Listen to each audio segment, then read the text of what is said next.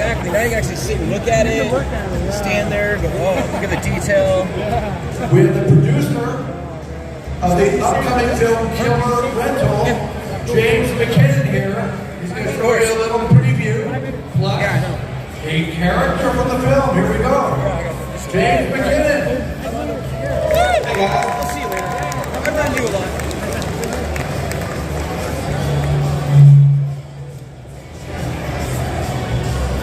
I'm a makeup artist for 36 years and started to do a little bit of producing, so this is my second feature. It's called Killer Rental. If anybody knows anybody at Shudder, we're speaking with them, so fingers crossed if you want to bombard them with a little email saying what the fuck you know about our movie. Kids, sorry. Why don't you bombard our movie? But hopefully it's a Shudder. What's up, everyone? We're getting ready for Terrifier panel. The killer in our movie is the carpenter. Alright, let's play it.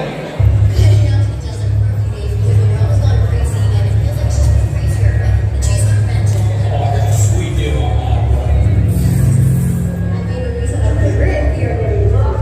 Oh, damn. Someone was dressed up as, I think I seen that last year.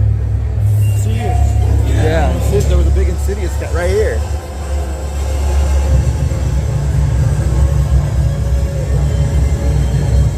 What did he say? Did you talk to him? He didn't want to tell me nothing. But he said there is stuff that we'll be using to a lot, actually. Oh, wow. So I was like, okay. But they have hundreds of maps. Yeah, it's a lot. I think it's here. I think it's this one. Okay.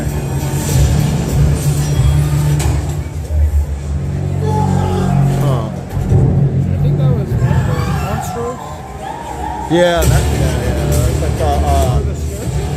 Yeah, that's dang it, El Cadejo, right?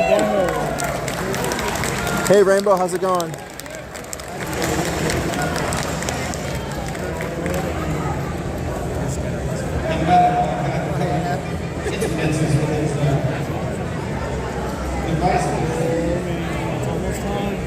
But you guys can follow us on Killer Rental the Movie on Instagram if you want. Killer Rental the Movie.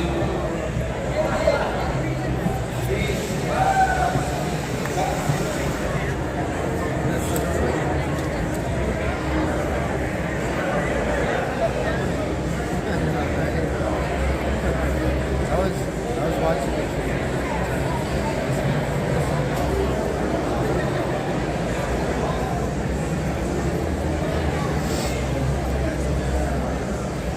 So you're gonna go do that Long Beach Queen Mary thing? No. I realized they did a second day. They sold out.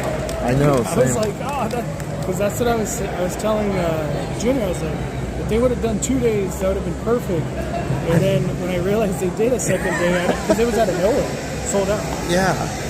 I just saw it like a few days ago. I was like, oh, the first day sold out. Well, they should do a second day. And then I was like, the first day is mega movie summer event at Universal, so I want to be there for that. yeah. But I would have done the second day at OL. Oh man. Whoa. Scary. Here's my face. That's actually pretty good. It was. I got some woodwork at home for you. You can handle, man. Lose your face. There he is. Yeah, there he is. So funny. We were in line at Horror Nights for Texas Chainsaw, and he walks by, and I'm like, David, and then I was like, oh shit. Like maybe he doesn't want to be noticed, you know?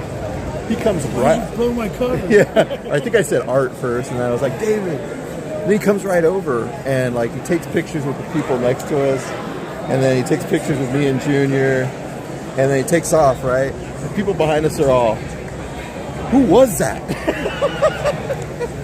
Some clown. Yeah. No, I told them. They were from out of town, so I was like trying to be nice to them, Some clown. Yeah. That's what I would have said. Some clown. None of you heard of him. Yeah.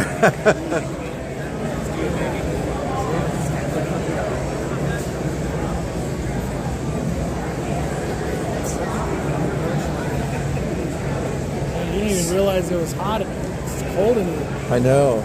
This is how Ghostbusters should have felt. I know. So last year they did at the end of it, they did a Q&A so people could come up and take the mic and ask a question. So if you want, you can ask a question. You're going to Horror Nights. Well, I'm going to ask that in a roundabout way. If they let me. It's going to be straightforward. Shit, just Not beating you around the bush. cut the shit. You coming to Horror Nights. Yeah. We need to know. Nobody feel like they're on the spot here. One thing, I kept meeting people and I would ask them, they were wearing Terrifier shirts. Yeah. I'm like, are you guys doing the Terrifier panel? They're like, what are you talking about? I feel a lot of people didn't know this existed. I know. Yeah, bad marketing. Dude, last year, only the front seats were filled. The back was like sporadic people. Nobody knows. I know. And Because it's so late. The people I met that had the Terrifier shirt, they did a signing with them. They're like, we didn't even know. I was like, well, damn. I know. They were like, we're going to do it for sure because like I told them. Yeah. I was like, hell yeah. I told Damien, I'll see you later at the panel. He's like, oh yeah. I'm glad I reminded you. He's like, I forgot about it. I was trying to go to In-N-Out. Yeah. He's like, where is it?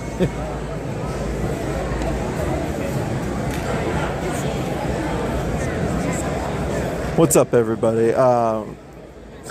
Last year, just so you guys know, they played a little more than we're allowed to. So there might be a point where I have to cut away from the screen. So just FYI. Especially the third one. Oh my they're God. both terrible, but yeah. Yeah. Well, no family friendly. Nothing. we might see more of people than we normally see. Ladies and gentlemen, I want to introduce the host of our next panel, the Terrifier 3. This is Trevor Strand, host of the Boom Crew podcast. Trevor.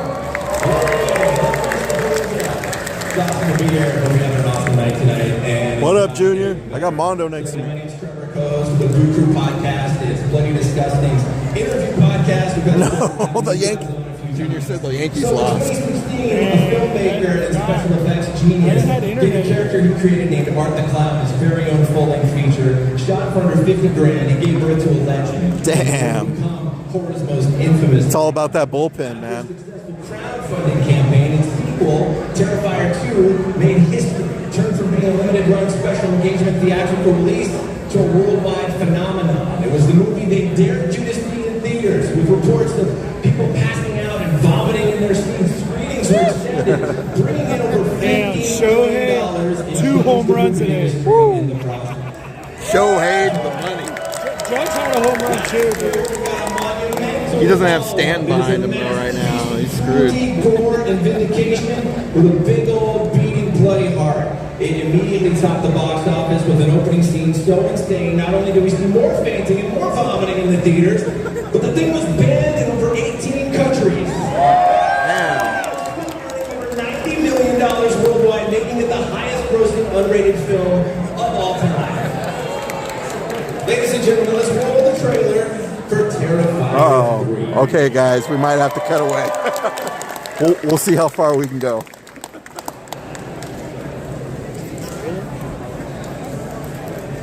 It's just, Behind the scenes? I don't know. Maybe it's just him eating milk and cookies.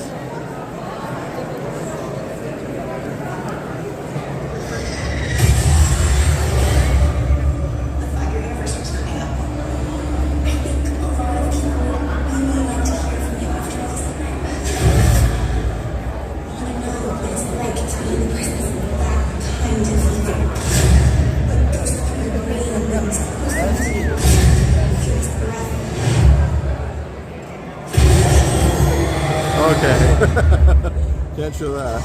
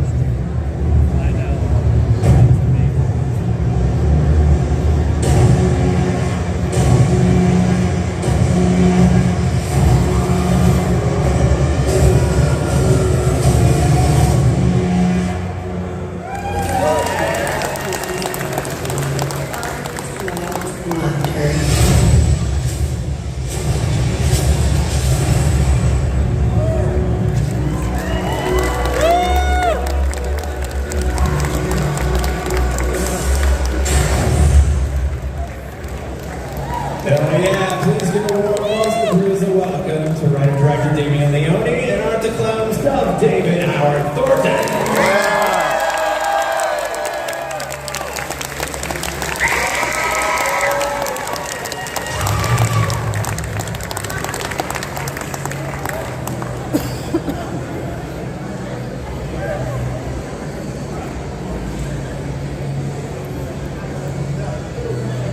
There you are. It's coming alive. Awesome, you guys. Thank you again for doing this for us. I've had the pleasure of talking to you guys a bunch about this. Consider myself a Terrifier expert at this point, I think. So before we get into all this chaos, I would really like to ask you both something that really zooms all the way out here. At what moment, whether it was on set or in the editing bay or alone in your head, did you realize that Terrifier wasn't just a film anymore, but it was a legacy that will live on in the world forever? Wow, legacy. I don't know. The moment where I realized this was bigger than I thought it was when we tried to raise 50 grand for the Clown Cafes came through Indiegogo for Terrifier 2. And we set the goal at 50 grand, and I didn't think we were even going to hit that. And then in less than 24 hours, the fans came through and we raised like $225,000. And that was just a big, really. That was a big eye-opening moment where I said, okay, this is bigger than I think it is. And that kind of happens the whole way, through all the movies. Every time we think this franchise sort of plateaus, it surprises us even more. I mean, that happened with Part 3, when all of a sudden we had the #1 movie in America. This was for a weekend, and this is an unrated movie. I mean, never in a million years would I have thought that it was even possible for an unrated movie to be the #1 movie in America. I'm pretty sure that's never happened in history. So that was pretty wild. What would you say doing things like this convention experiences that you guys have been doing a lot of, and your ability to really make a connection with the fans has done to evolve the franchise? This franchise is all, my favorite word is to say organic, because we never have any marketing budget to really promote these movies. It's all word of mouth by the fans. And it's truly the greatest pleasure I think we get is meeting you guys, seriously. And especially when we hear how much these movies mean to you on really deep personal levels, and to hear these stories of how these movies actually help people. It moves us in ways that we never imagined, and we can't express how really wonderful it is and how we really cherish that, and how honest and vulnerable you guys get with us. And it really means the world, and it makes us want to make just better movies for you guys. So thank you. And David, can you talk a bit about what the confidence of the fan appreciation of this character has unlocked in you? Yeah, because I've always been a very shy, quiet guy, and I don't know. So just being around the fans has really helped me up a lot more. I guess a lot more what my skin now thanks to you guys. So thank you for that. It's been hard therapy. He's comfortable wearing other people's skin too. Yeah, that was an interesting moment. Oh boy, that was actually that's true though. That's true, because I was always very self-conscious about my body and stuff like that, because I was always very, very skinny growing up. I always got made fun of, and then he wants me to be naked, and I'm like, great, my first film. And they see my tush. Awesome. I'm sorry, everybody. After the explosion of Terrifier 2, I'm sure it unlocked a lot of doors for you, Damien. Having meetings, different people pitching you things, other scripts and collaborators. What made you decide to stay the course and go straight into Terrifier 3 as your next project? Yeah, it was really cool. It did open doors. I did get to go to Hollywood pretty much, and just go to all those studios and take meetings with executives and presidents of how I would name. But I mean, really, I got to go to pretty much all of them, and a lot of them were interested in Terrifier, and like more as a curiosity, like what is this? Like why is this so successful? And like if there's any kind of code we cracked, and they wanted to know if they could be a part of it. And there were times where I was very close to signing a deal for Terrifier 3 with a studio, but I would hear these little notes that kind of, you know, freak me out a little bit, for lack of a better word.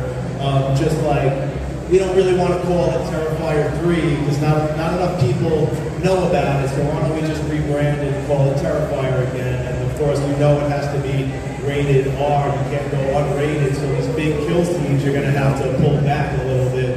And then I said, look, we got to this point, you know, the first movie cost, at the end of the day, about 50 grand.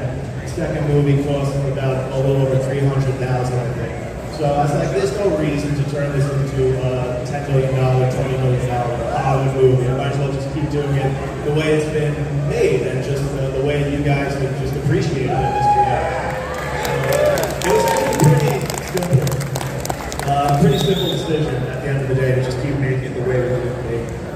With art joining the pantheon of horror icons, was it ever a discussion or did any studio come to you and with a crossover or anything? You know, like art versus Michael Myers or something? Was that ever something that was thrown around even as a joke?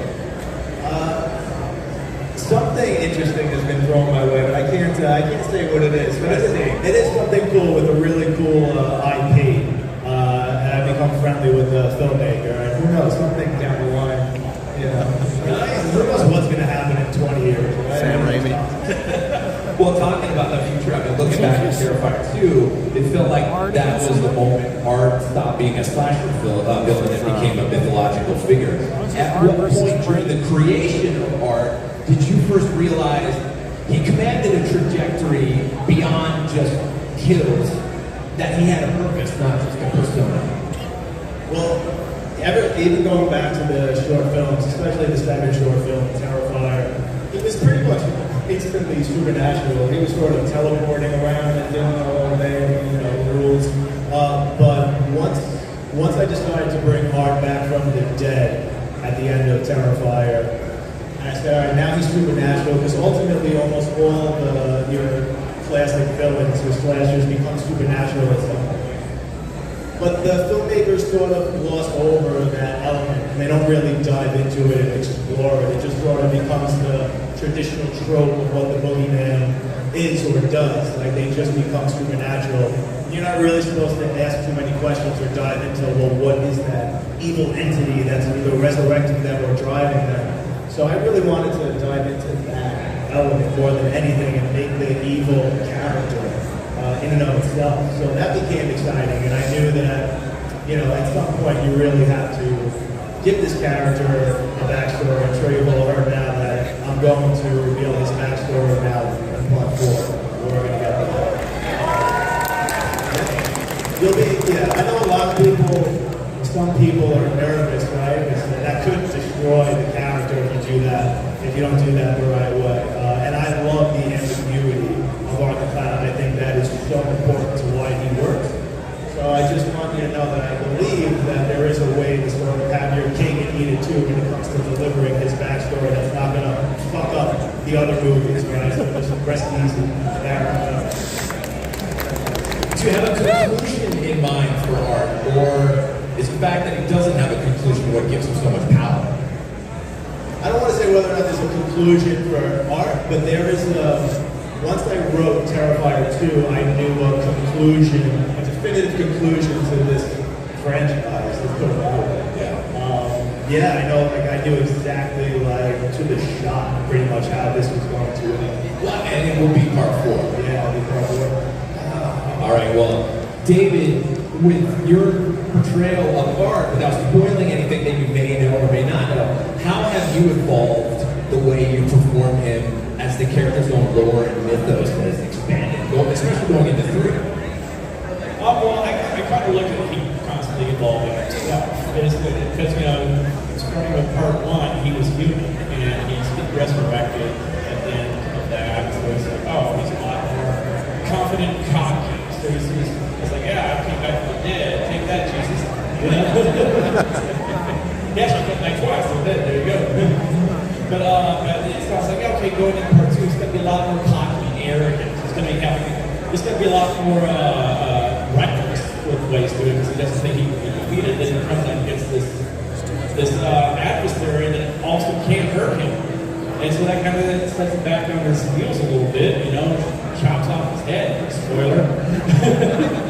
So it's like, okay, so part 3 when he comes back, okay, so he's got a vendetta now. And he actually knows there's something out there that can hurt him too. So he's got a lot of unbridled rage built up, and he's also still wanting to have fun too. It's Christmas. You gotta have fun. So it's like, okay, well, how can we balance that? Having so much jolly fun with what he's doing, and then he gets down to business with Sienna that day. And with that one, he really had someone really guide. We had a little bit in part 2 with the pale girl, but in part 3 we had Vicky there after Kevin had taken over as a guiding force for him to like, okay, yeah, you're having some fun, but now you got a mission, dude. You got to get rid of this girl and all these other people around her because they're a threat to us. But like, once we get that all settled, then we can have more fun. So I was like, okay, so he's a man with a mission now.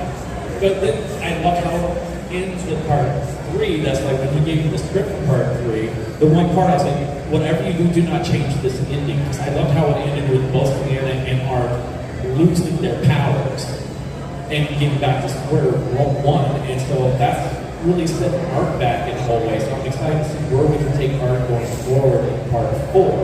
Because now it's like, oh god, I don't have my powers now, but also he's got a real purpose now because he wants that back. And he also wants to get her fired. So I'm very excited to see where we go forward with this. Have you read what Damien's written for part 4? No, and I love how he just kind of laughed at it because he knows stuff that I don't know to piss me off. Yeah, I think it's exactly I'm way off on things. I have no idea. I have no idea. The whole time he was speaking, it was just fart noises and like. Yeah. Like, quack, quack, quack, quack, quack, quack, quack, quack. I think that darkness of what you're talking about mixed with like the emotional core of part 3 is what really makes that film unique and hit so hard and make the core hit even harder in this one in some way. It just feels more visceral. You feel really connected to these characters. How did your growing awareness of, I guess, art's cultural resonance in the horror community affect your writing and performance choices in T3? I mean, when you start to realize what these movies mean to people, and it's not foreign to me because I am a hardcore horror fan. I've been coming to these conventions as a fan since I'm 12. I've been watching these movies since I'm 3, so I mean, they really have a big impact on your life. So when you see people with tattoos and dressing up as these characters and just giving you letters of how they've gotten, like I said, gotten them through some really deep personal things, you take it very seriously, and I never want to phone these movies in. And I want these movies to have a shelf life. A lot of movies, they come out, they're celebrated, and then they quickly just disappear. And I want these to, if I could be so blessed to have them last, have, younger generations be able to celebrate them. So I love to take, not that I love, but I'm willing to take all sorts of criticisms, and I'll dive into the fucking lion's den. On YouTube, Letterboxd, anywhere. And I want to read what people are saying about the movie, the good, the bad, and the ugly. And if there's sort of a resounding note of negative critique, you might want to take that into consideration moving forward, right? You can't just be like, well, fuck it, it's my imagination, they'll take whatever I get. It's like, no, there's a relationship here, it's like I'm giving you something, but you're giving me something back, right? It's sort of it's a dance, it's a two-way street. So I want you guys to appreciate what I'm doing and what I have to offer. So I take that very seriously, and you can really get some constructive criticism from listening to the fans. And you guys, you talked about just having this legacy that kind of goes on forever. Generations will discover this film. What do you think is the thing that makes it, hey, Mr. Dan Womack, how's it going?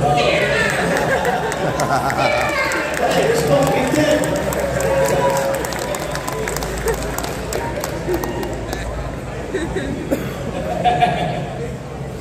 He didn't mean to interrupt. What's up, buddy? How's it going, man? Very nice to meet you. Give it a second, it'll pop up. There you go. Nice to meet you. My brothers of Monster. Hey, everybody, God bless. I'm sorry I'm late.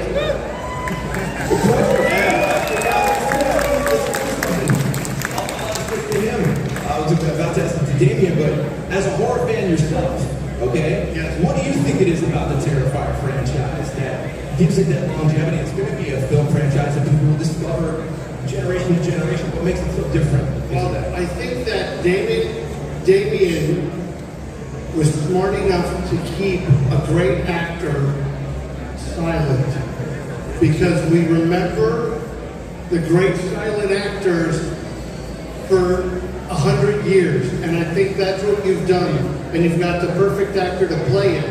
But that's what I think. What do you guys think? Yeah. And everybody's trying to mimic, you know, Freddy Krueger, you know, there's your lunchbox or whatever joke he would say, that they would come up with a joke and then they'd have to make a kill to match it. And keeping the clock silent and making it how do you say that? Grand Bourguignon? Grand Bourguignon? David, if we go out to dinner, we should order the Grand Bourguignon. I would love to see what they bring you. Well, they bring you a plate of bread and spaghetti. But because he's such a smart guy, and these movies are made with love, that's the other thing. I'm almost done talking. You know, New Line and Universal and all the people putting out those huge movies, they're made by committee. Right there's the committee. That's why the movies are great. Well said. Given the increased budget they had to work with on this one, how did it change your approach? It was, you know, it's interesting because in some ways it really made my life easier, and in other ways it made it a lot harder. Actually, Terrifier 3 was the most stressful movie out of the trilogy because we had the most money. You know, we had great crew members and great actors on this one, but we really had to, like, you're locked into a schedule, and once that train leaves the station, like, you gotta go and you can't stop. And also, you have a lot more eyes looking over your shoulder and people on set watching every move you make, which is very nerve-wracking. It's not the most pleasant way to make a film. But on the flip side, it was the first time I was able to hire a professional makeup team to come in who could execute the effects on a level that was even better than what I could do on Terrifier 1 and 2, because it's very difficult to direct a film and do the makeup effects. It almost never happens on this scale. You know, and also, that's one of the reasons why Terrifier 2 literally took years to make, because me and my producer, Phil, who really did almost all of the special effects ourselves, which is really wild. And we were just shooting like 18-hour days, 6 days a week sometimes, and you can't do that with unions and stuff, right? There's a lot of regulations. So, you know, I was able to focus more with the other departments and really focus on the production design and work with my actors more, and lighting. So it was a lot better that way. And David, you've always had this very tight dance between your physicality and the practical effects. They had a real relationship that you kind of cultivated with Damien here on that. Did working with a new team change your experience or change how you synchronize your performance with the gore in any way? Not too much, because Damien was still there a lot. You know, he was, you know, when we did the first two films, he was doing my makeup, so we had a lot of conversation time in the chair together to go over the day and whatever, you know, we were planning on doing. So, but I still had a lot of those moments still with him and stuff like that. So it didn't really change too much. I think it kind of freed him up in a lot of ways, just to really focus on actually filming, so he wasn't having to stress out with making as much as he had in the past. He still can't help it though. He's still got to come over and say, no. Of course. We got his fingerprints in there. Yeah. But I got the fake blood of every. Yeah. But I was thinking, part 3 was probably the most pleasant for you because of the regulations, and we didn't make him film for 20 hours. Yeah. He could, 12 hours, and that's it. He's gone. Or he's getting overtime now. Now it's a different ballgame. Yeah, so definitely. Because it would have been a nightmare if you were just doing the makeup yourself, because it wasn't just my makeup they were doing. They had to do so much more on Samantha that played Vicky in this than I had. I mean, Mine was taking maybe about an hour and a half to put on. Hers took about 8 hours to put on every single day.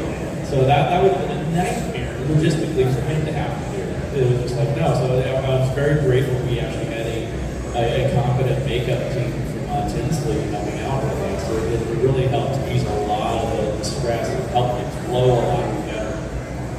And Dan, you've been on a million movie sets of all shapes and sizes. What did you notice different about how Damien ran a set? Well, he's a nice person. So there's that. We laugh in the morning, we laugh while we're shooting it, we laugh while we're done shooting it. You know, I always get that. It's not that other people are asses, but it's, you know, I got to know Damien with the Levy brothers on stream, and I just felt you can't not fall in love with the guy if a man can love a man. I think they can. I love Damien. Love you back. Thank you. And so, I mean, look, you got him. Phil, by the way, if you get too serious, believe me, Phil Falcone will bring you back to a reality. If you say, Phil, I need 2 more minutes in the makeup chair, get that,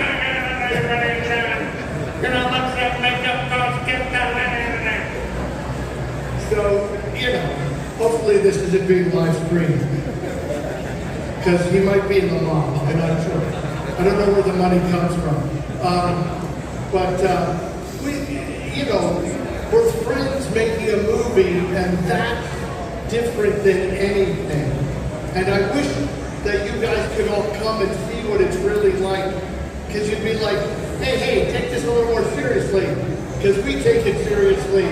And we'd be like, yeah, no, we're taking it seriously. But we're shooting it serious. It's like a game of Frogger, sir. I've seen you move over. It's very different. You made it closer. Hopefully you weren't trying to do it without being noticed. I'm sorry that I mentioned it. I gotta say though, Adam, no joke, I think David would agree. Out of the 3 movies, the hardest we ever left on set was filming the bar scene in Terrifier 3. That was the most fun I ever had, and there were just so many moments where I just wasn't even directing anymore. I was just watching them just riff at the monitor and just pissing my pants. It was just so good. I was pissing my pants too. I think we have a clip, I believe, of Art killing Santa. I believe we have that. I think. We roll it. Art killing Santa clip.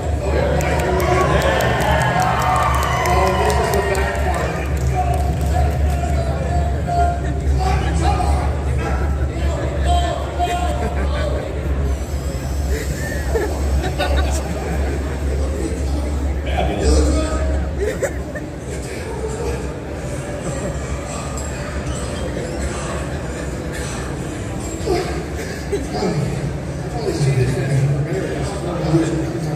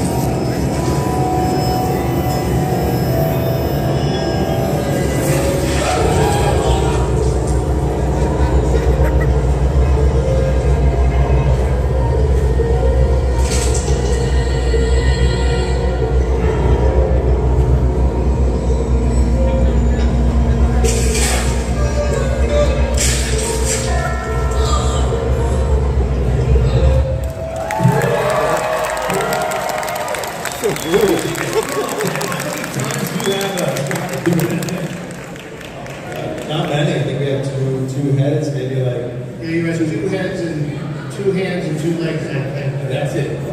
Wow. And like, yeah, and if the 2 heads don't work, they're like, Dan, we want to try one other thing. Phil goes, sit down, I'm gonna hit you in the face with a hammer. it's fine. For all your kills, David, there's so much personality in it, and it feels like a lot of that personality comes from what you're just doing improvisation-wise, and what you're doing with where you have to end up that goal, and your personal flair of how you portray art. Is there a conversation that happens between you and whoever you're killing, in this case, Dan, before you film a scene like that? Sometimes things just happen in the moment too, and you're like, oh, that's cool, we'll keep it in. But like with us in that scene, he was doing so much great improv with the dialogue there. It was just he was just throwing so much comic gold to me. I'm like, oh my god, you give me so much to work with. I'm loving like the whole thing about the family. I'm like, oh, I love this. So that there's a lot of playing around going on that night. It was just great. I loved it. I just absolutely loved it.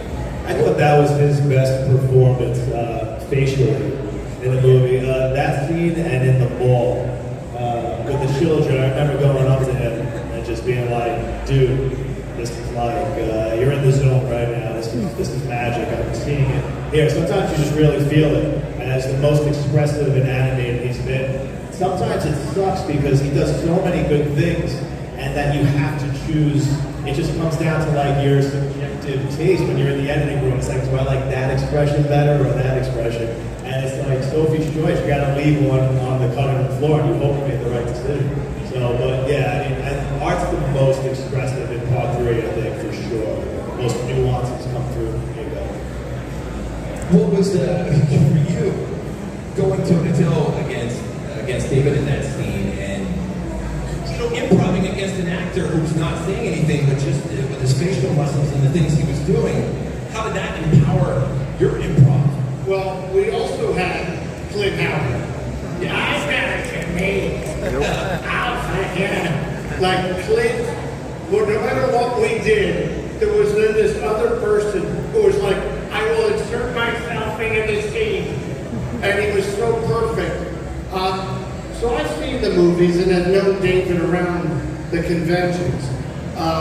Working with him under David's direction was great.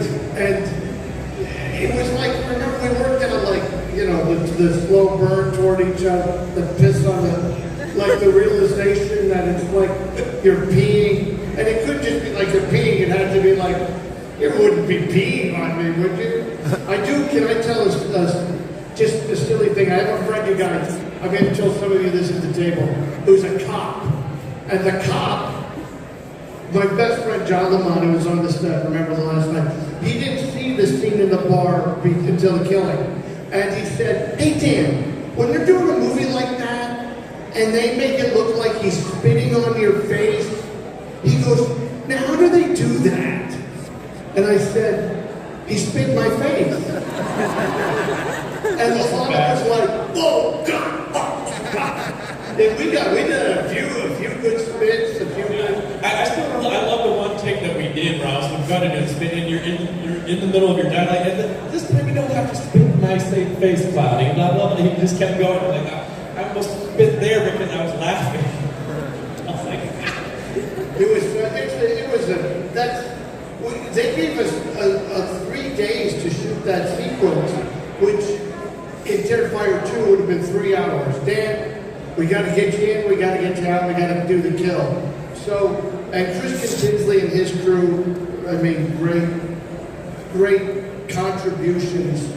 But all in all, that we get to sit here and talk about this. Trust me, you guys have followed the right horse. You've gambled on the right horse. This band and that band, they're never going to let you down.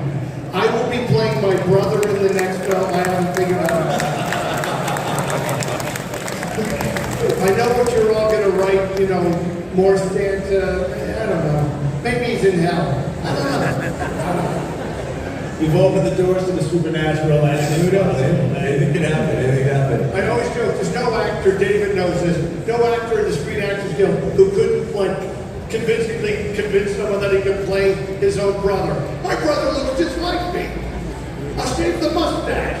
I'll dye my hair. I'll wear a girdle. I'll talk like this because he's from South America. Whatever. I don't know why you talk like that, South America. We're gonna roll one more clip here. This would be Christmas Kill. Let's do it. Yeah, this was brutal.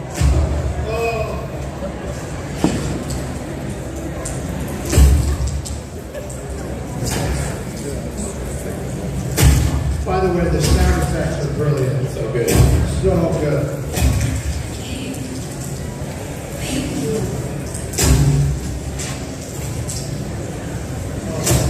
Godfather moment.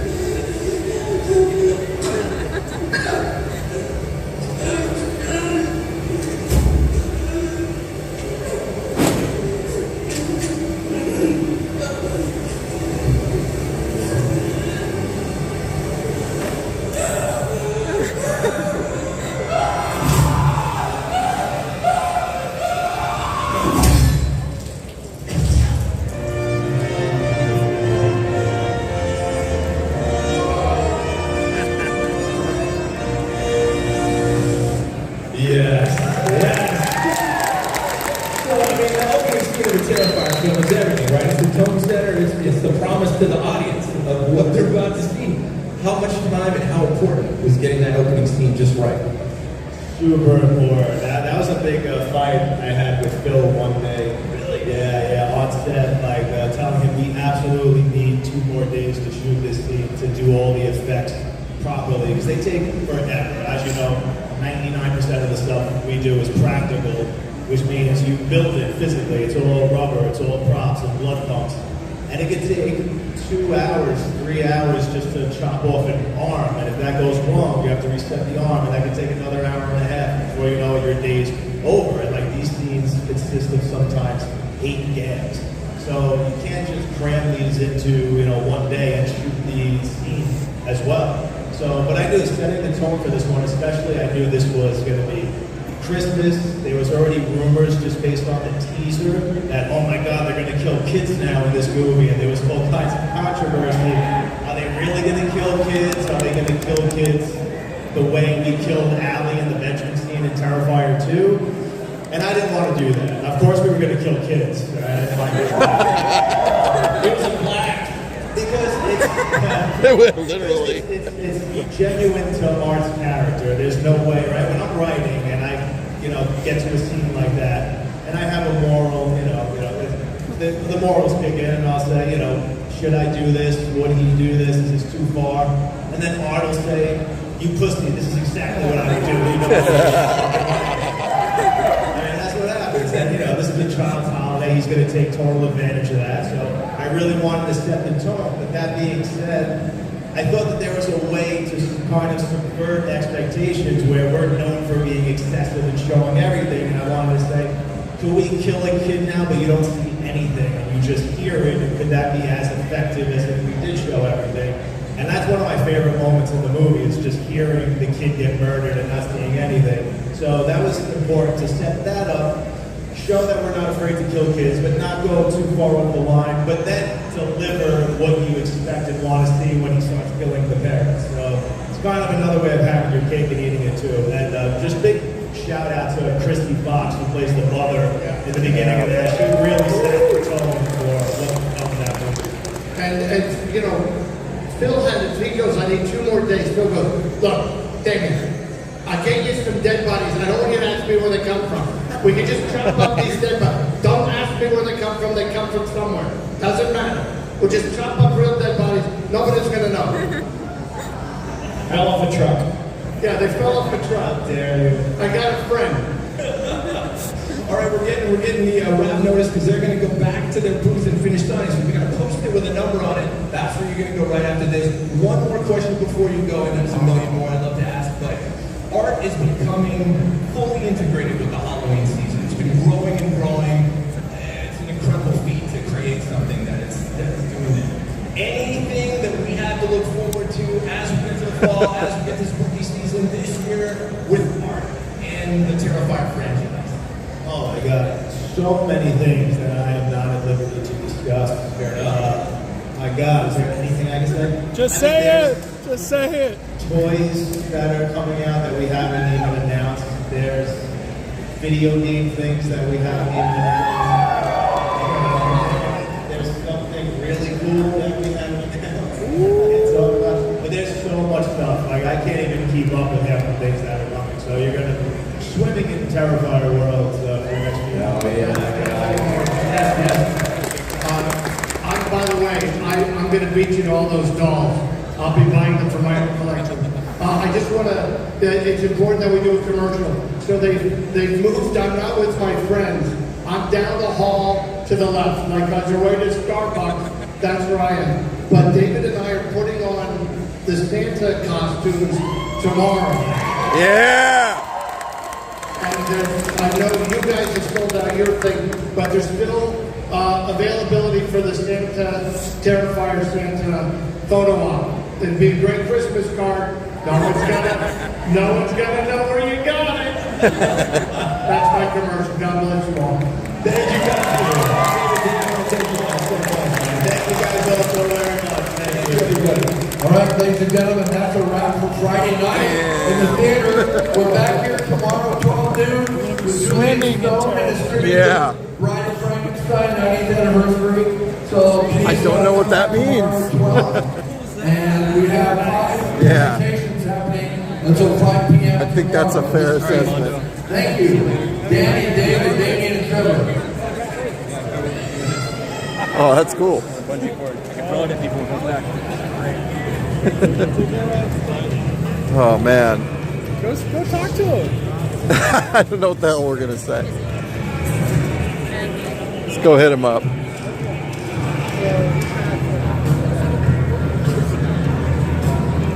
Go over to the booth.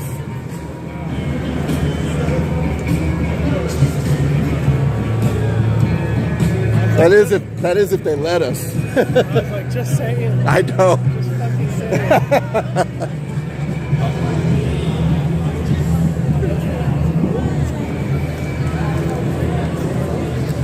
Oh my goodness.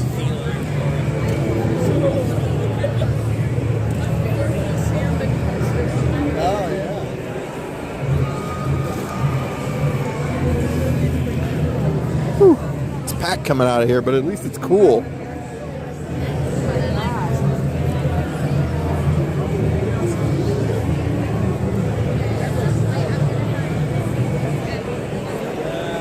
That's cool to watch. Terrifier. Yeah. That's a crazy. It's crazy that they react to it still. Instead of like, I would think they're numb to it. Well, I mean, Because they filmed it. you're sitting there, not just watching it, but you're facing the crowd as they're watching people get hacked to pieces, you know? Santa Claus. Yeah, Santa Claus. That's crazy. Very cool. I don't think tomorrow can top that. Yeah, it's tough to beat. Other than the photo ones.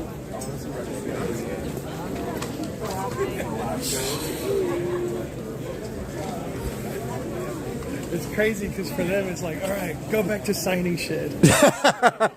Get to work. Get to work. That's true. That's true. Oh. Look at the line just for freaking art. That's the line for art, everyone. As much as I want to talk to. I feel like Monsterpalooza was run well today. Mm-hmm. It was a good flow always. Yeah, I honestly, I think last year was even, like, as far as the guests, even harder hitting last year. Yeah? Dude, they had Michael Myers, Pinhead, freaking Kane Hodder, Like who's signing? the freaking, yeah. Oh my God. They had Well, today's only freaking, Friday. they had a bunch of the people from Scream. Today they got David Arquette. Did you see him? I couldn't recognize him, honestly. He had those like two big dudes next to him the whole time. Yeah. And then I was like, oh, he's the skinny guy next to him. I mean, he's like my age, so. Oh, there he is. Yeah, well, is he coming back? I don't know. He was in the first 3, I think, or 4. I don't know. I feel like anything's possible these days. Yeah. Yeah, that's what Junior was kind of saying.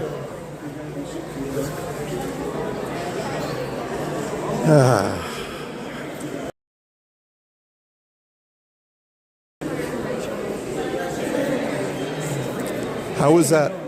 Yeah, that's where the Santa is. He's over there. Oh, okay.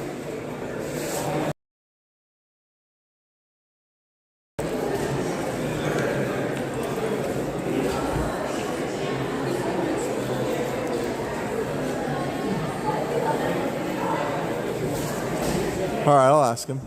See what he thinks. I think he's telling everybody right now.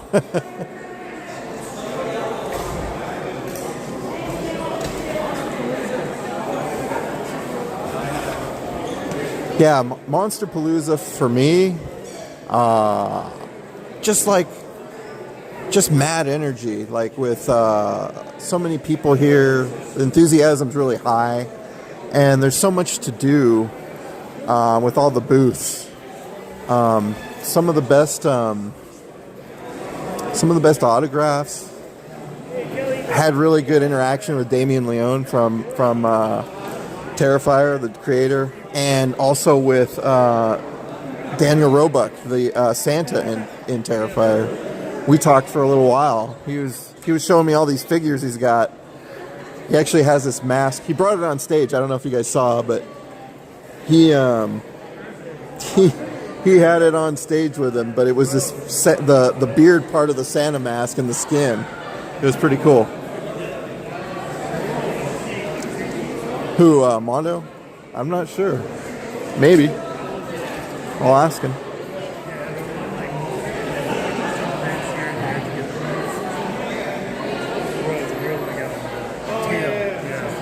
Oh, the full Strain cast? Everyone knows. Oh, you just finished it? Yeah. Nice. Like, oh, thank you. Because it's expensive. Framing it. Yeah. How much that picture cost? Like all the So you signatures. gotta just take a guess. $1,000. 12, 1,300 Dang. signatures. Each one's about $100. Yeah. What was your final one today? Rose McGowan. Rose? Teal. Yeah, she's a tough one to get, I bet. Yeah, she's still signing right now. I saw that. And then, like, I can't believe, like, the event's about to end, but they're still. Yeah. Yeah. Art Decon, he's probably got another hour in him. I know. They're staying behind. That's cool though, dude. But yeah. That framing. Yeah.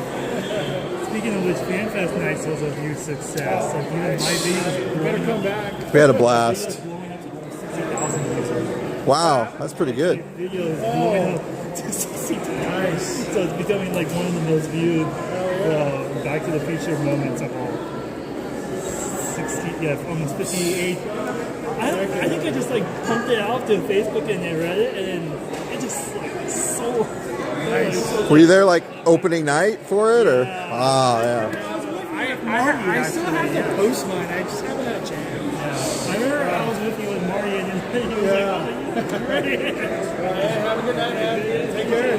And then they said, Junior wants. Marty, Doc, and Einstein were gonna come back from the June 13th. Take care. Real quick, Mondo, what were your thoughts on Monsterpalooza? I loved it. I had a blast.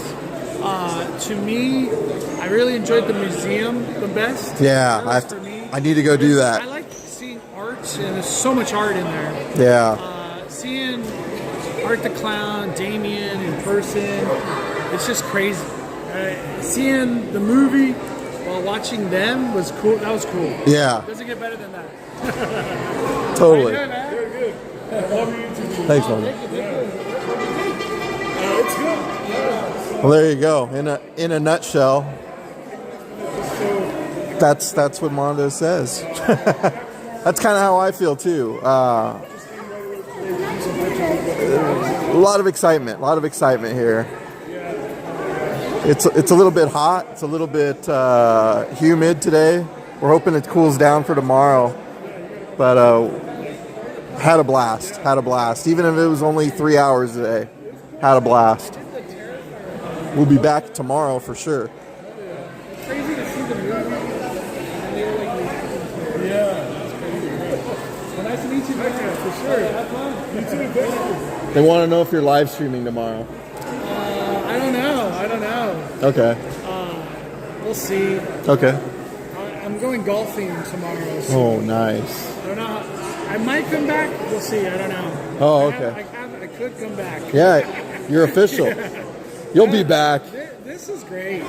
It's cool to be surrounded by Halloween at this time. Yeah, a lot of Halloween. Sometimes I feel when I do these events, I see too much scary shit. So I don't know. I might need a break tomorrow. I've seen a lot of crazy stuff here. But it's like, There's a lot of art. yeah. But it really gets you excited though, because we Yeah. got 2 months of nothing basically. Monster or a summer movie event or whatever. Oh yeah, mega movie event. Yeah. Whatever they call it. Mega summer movie. I always get it mixed in. All right, we'll figure it out on January 5th at Universal. That's cool. All right, Brian. See you later, man. Take care. Bye, Mondo. Oops. Get out of the way.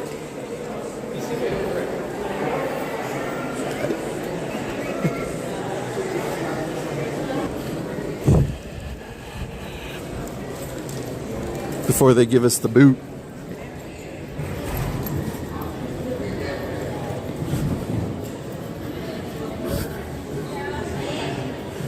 Yeah. That Rose is still signing.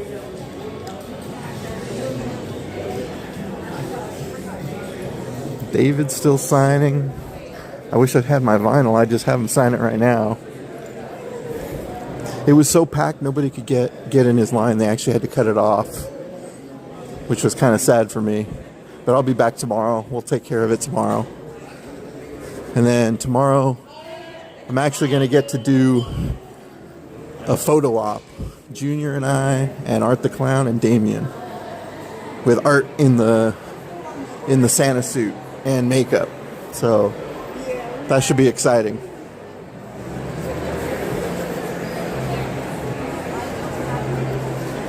I didn't even get a chance to go over to the Immortal Masks and McGee. I'm not even sure where they're at. But we'll walk around here a little bit. Wow, look at that. That is so cool.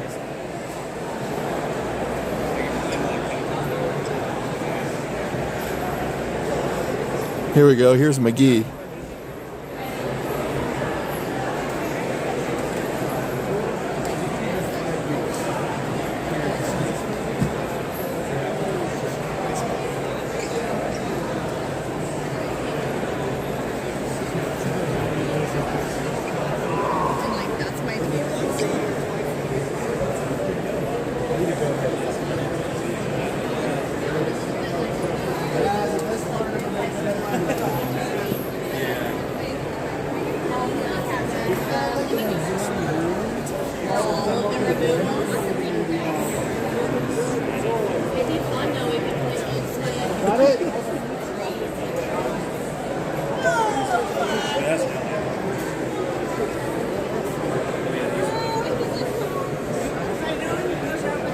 Da-da. Da-da.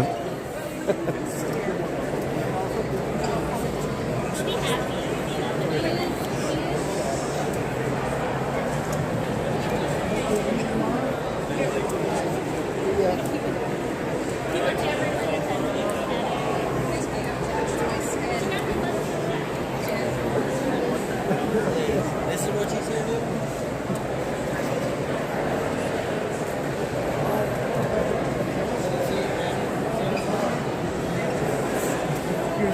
Hey, look at that. Remember this guy?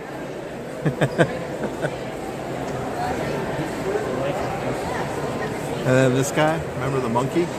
The gorilla? He's back. He's not pounding on anything though.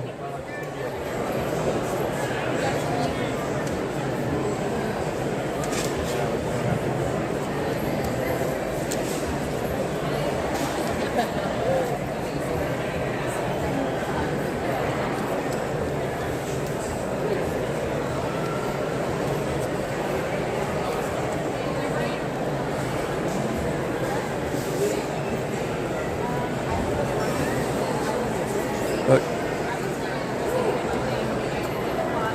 The body and the blood. The body and the blood. So cool. Let's go around the corner here, see what else we can see.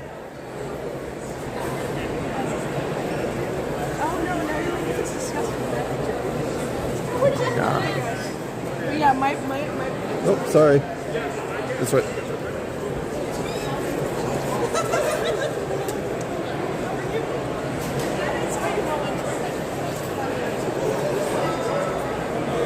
Got quite a few masks here.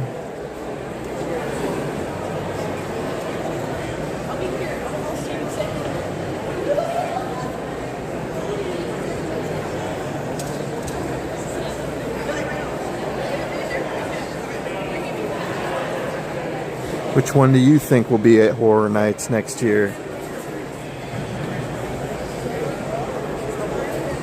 Or this year. Not next year, this year.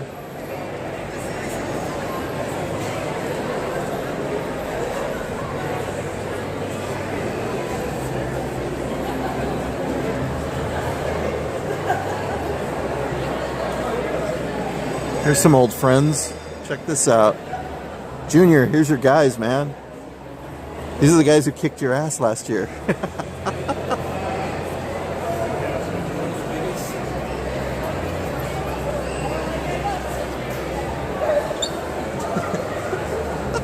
Like this guy really kicked your ass, huh? Or maybe I should ask, which one of these masks kicked your ass the most last year, Junior?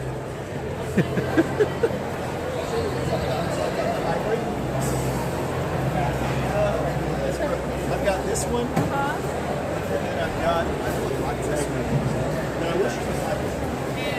The creature one, the one with the mohawk. This guy.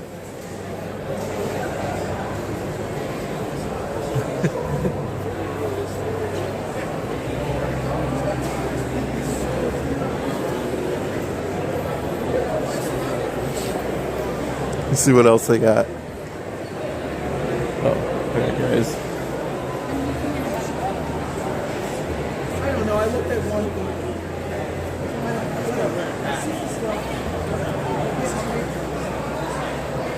There we go. Look, it's El Cadejo. El Cadejo. That was actually my favorite character because, like, when you were in the house and he came out, his mouth kind of moved in the, or no, it was in the zone. From the years past, his mouth would go like this. He had some sort of mechanism that made it move.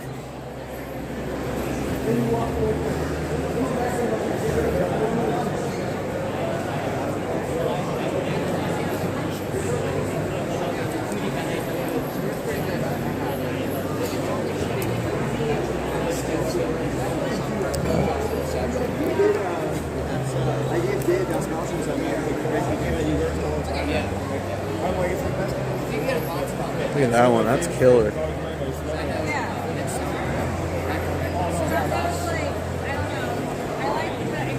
Where am I seeing Freddy Jr.?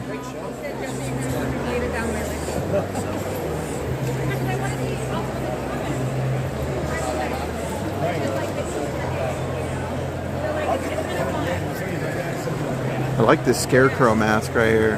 That's killer.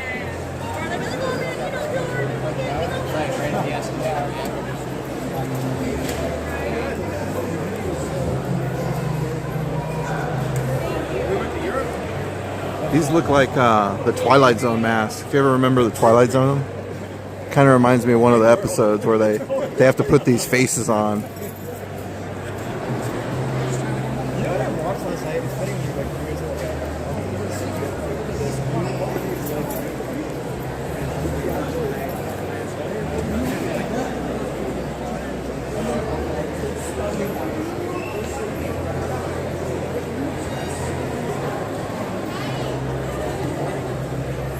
Oh yeah, there's Freddy.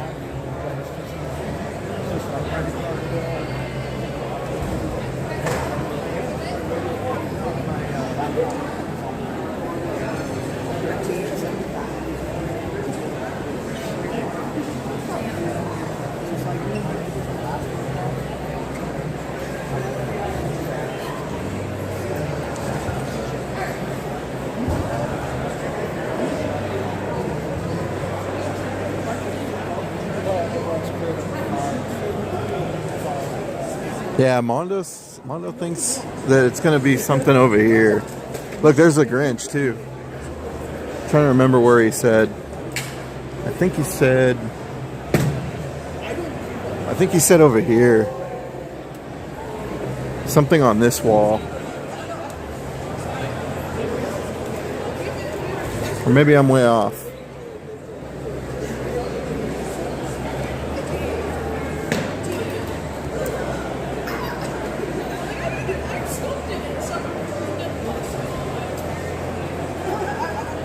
I don't know. Mondo's going to post on it later.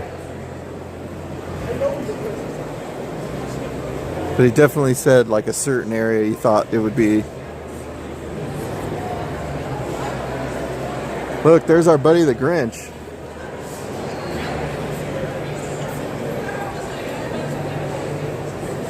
I just want to feed him an onion.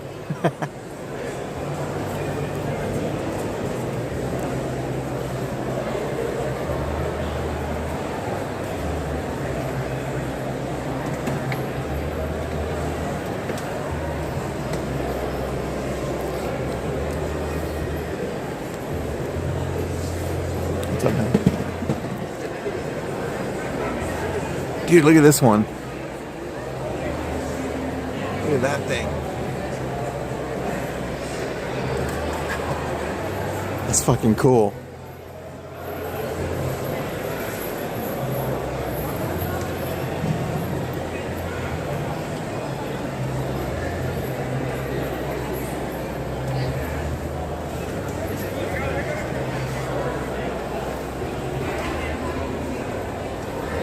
Look at that thing.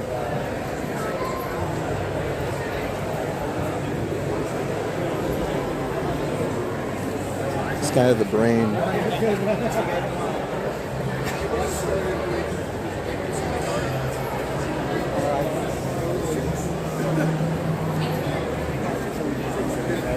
at that one too.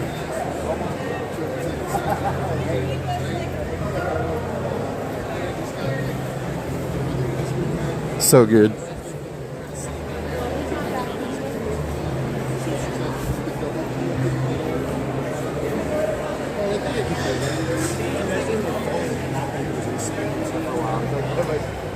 success on this thing. I mean, all these guys that make these things. They're like $1,000.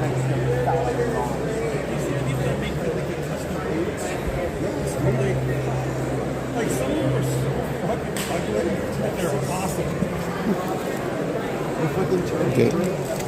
Yeah, right? There we go.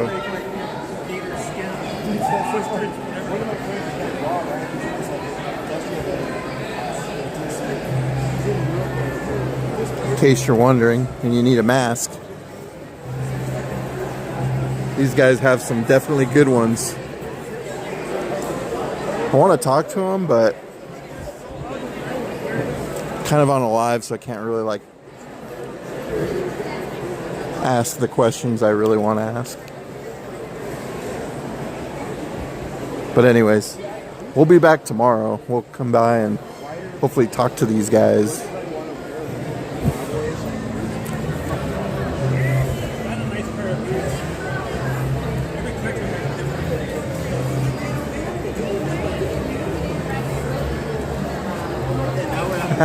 Check this out. This is from my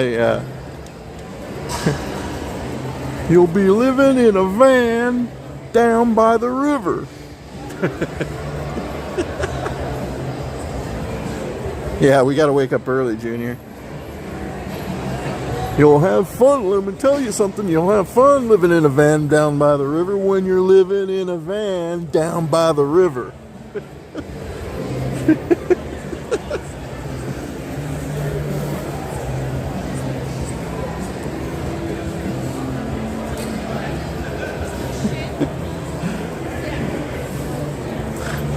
Dude, this Steamboat Willie, Screamboat Willie is awesome. He's so killer.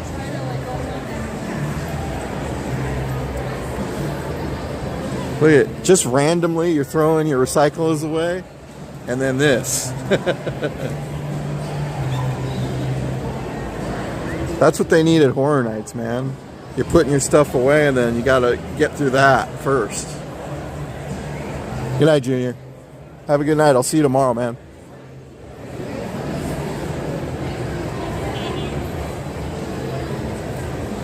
Look at that thing. Dude, talk about having a bad day. Look at this dude. Alright. I think we're going to get out of here. We got a long day tomorrow.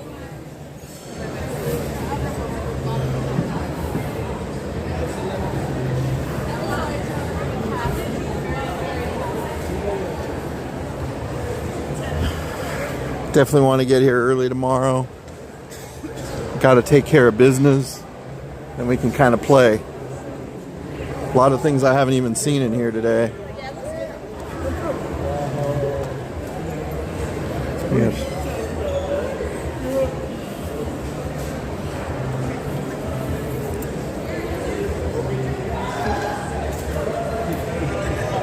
Raptors.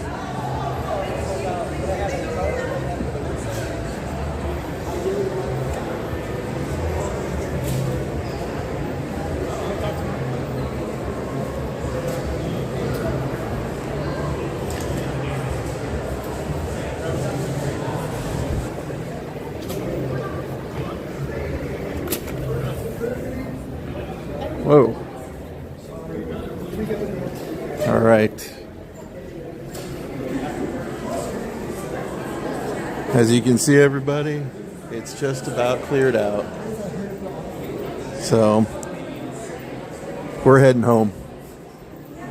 We'll be back tomorrow for more fun. We'll finish up in here. By the garage.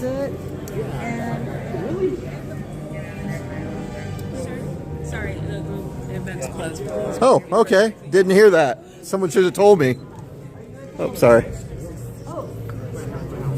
Chino Hills. Okay, so you have a little bit of a drive. Excuse me. Sorry, guys. Tried to sneak in. I got my hand slapped.